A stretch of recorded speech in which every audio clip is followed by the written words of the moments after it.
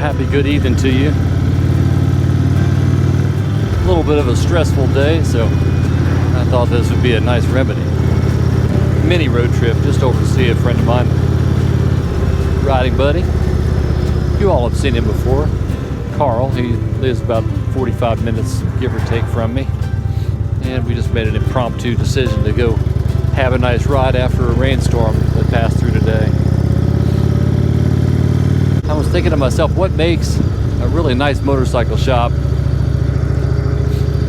The obvious things that would come to mind were, well, I want a place that services my motorcycle well. Obviously technical chops, but I think transparency probably plays a part in that as well. I've seen some really good shops, and I have to say I have seen some really bad ones. I'm not going to pick out anybody because you never know when you need some service or support or even sales from those dealers with whom you've done business before. I've become a little bit more of an expert in these last few years. I guess I have a few things on my mind about the different shops and the different experiences. I'm going to start out by saying that the thing that I love most about a great shop, they'll not only do the service work that you need and expect, that's almost the baseline. You need service to be done, but you want it to be done in a very transparent way. And preferably, if you could ride in and get the service done and then leave, even better. Some people are in a place where they can Uber by dropping off and then, or having someone drop them, but rarely that's not the case for me. So I like to sit it out. In one of those cases, I was chased out of the service shop. I had a question, and it was relating to a headlight. And they may be seeing this. Maybe not, maybe not. I don't know. If anyone can learn anything from it, so be it. And maybe I need to be the one to learn from it. In this one service shop, I had a question about how to adjust my headlights, and the technician was kind enough to offer a little advice. He was going to point out on the Pursuit where those adjustments were. Should I want to make adjustments on my own later? So he pulls me into the shop and proceeds to tell me very quickly where they are. At the same time, the owner of the shop,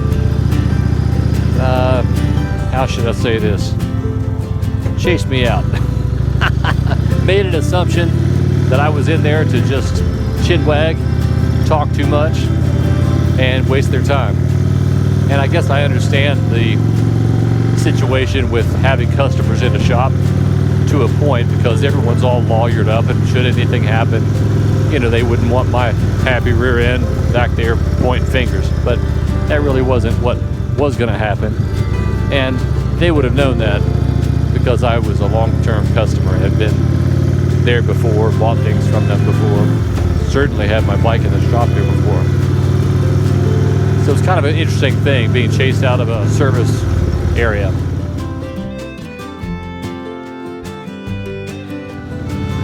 And so everyone wants the basic knowledge and transparency, no extra fees tacked on.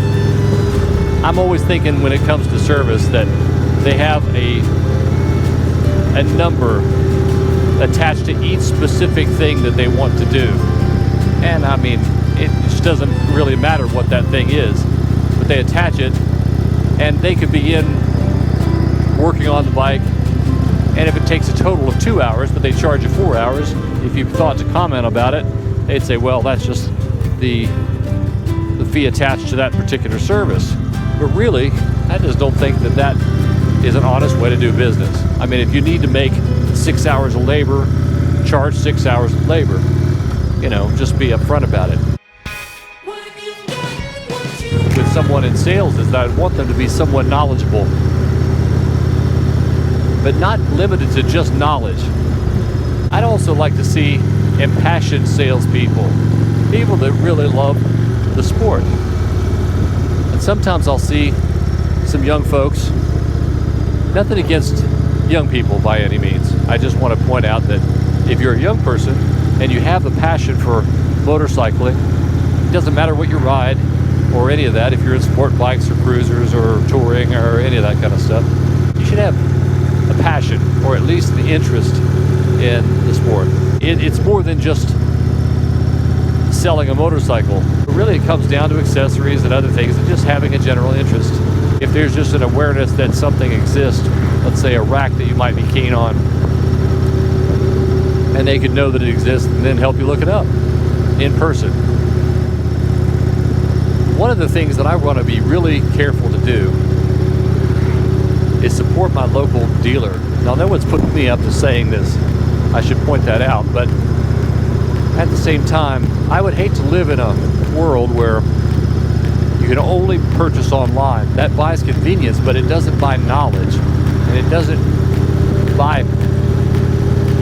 a passionate ear. Somebody that's interested in motorcycling has maybe had the experience that you have had, maybe have gotten a few years down the road from you in touring or whatever the case may be. I've had 2 recent experiences purchasing 2 different motorcycles, and in both cases I have to confess that I did not buy from the local dealer. Now, I feel bad about that, and at the same time there's a realism there, because I wanted what I wanted. They didn't have it, they didn't have the right color, and on, so I just went with what I wanted and went out of town to buy it. So my way of supporting that dealer is buying things that I otherwise wanted. I didn't really do any shopping for jackets, protective equipment, helmets, and there's multiple of all of that. I didn't buy one helmet, I bought, let me say, 3 helmets, multiple pairs of gloves, different riding jeans, pads, 2 expensive jackets, protective equipment. But I wanted to support the local dealer in these cases because I didn't give them the support on the motorcycle. I really don't know what the margins are on motorcycles, but I presume it not to be too great. At the same time, while I admit that there's a little bit of fault on my part of not supporting the dealer, I have later, and I have intention to support them where possible with other like purchases. So I'm curious if other people kind of experience some of those things, or if you just lock in and go buy what you want, don't negotiate, or maybe you play hardball. These are things I kind of think about. But then when I come into the dealership and they've hired a young person that didn't have that passion motorcycling that maybe I do, or even an interest in anything more than just a job, am I required then to provide the level of loyalty that they would want? It's just a question. I still want to do the right thing if I'm going to spend time at a dealership and support them. I'd like for them to seek out the best people that have interest in the sport and are beyond just the clerk, if you will. I think some of you probably can appreciate what I'm talking about. I hope so. I've had some good experiences and some bad ones. I'll tell you a good experience at the best shops, and this is what I'm getting at, is what makes a great motorcycle shop.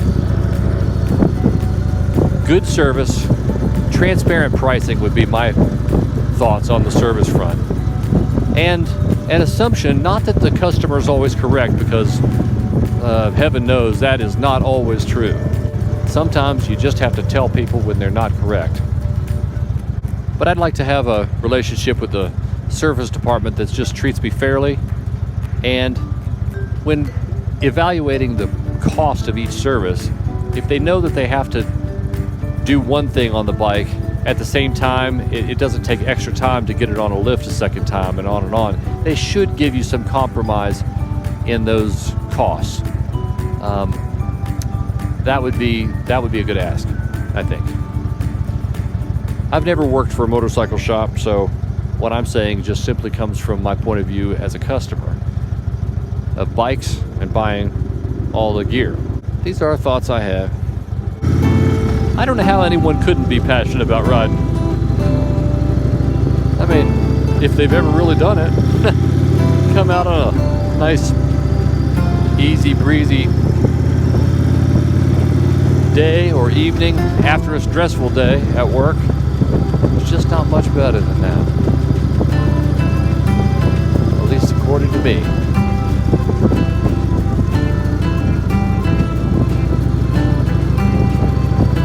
So what makes a good motorcycle shop to you? Those motorcycle dealers that encourage participation, allow you into their departments, show you around, know your name, and beyond that, maybe even offer a cup of coffee to those motorists that are dropping by. I was out in the middle of kind of nowhere, and I called this shop up, and they weren't anywhere close, but they walked me through really quickly how to do something over the phone. Of course, there was no charge or anything like that, but they just told me how to reset something. And it turned out to be very, very basic. I had just gotten in a habit of putting my kickstand down while the motor was running and all that. And so it just threw several codes, and it freaked me out when I saw the check engine light. So that's a sign of a good dealership right there. I'd like to hear what you guys think about your relationship with your dealers. Do you feel guilty if you buy a motorcycle somewhere other than your local shop, or do you just don't give much of a concern to that, just seek out Cycle Trader? I'm somewhere in between, I think. I really want to support the local dealership. I absolutely do not want to see a world where my only option is an online option. Now, I really like and appreciate the local dealership. They sponsor our Indian Motorcycle Riders Group and put on the Triumph Gentleman's Ride, among other things. And there are other dealers that just have rides throughout the year, which I just really like. It allows you to kind of plug in and get to know them. They get to know you as a person and as a motorcyclist enthusiast. We should never give up our local dealership, so I guess in some way we just have to remember to support. I guess I'm encouraging myself as much as I'm encouraging you to do that. But I think about that when I go sit on the bikes. I want to make sure that I still have a place to sit on the bikes. Does that make sense? Hope so. Anyway, I've waxed on much too long. I'm going over here to see my buddy and enjoy a nice cool ride this evening. The sun's probably going to set long before we get a chance to do this ride, but it doesn't really matter. We're both of the same mind. Anytime we get a chance to ride, we're going to do it.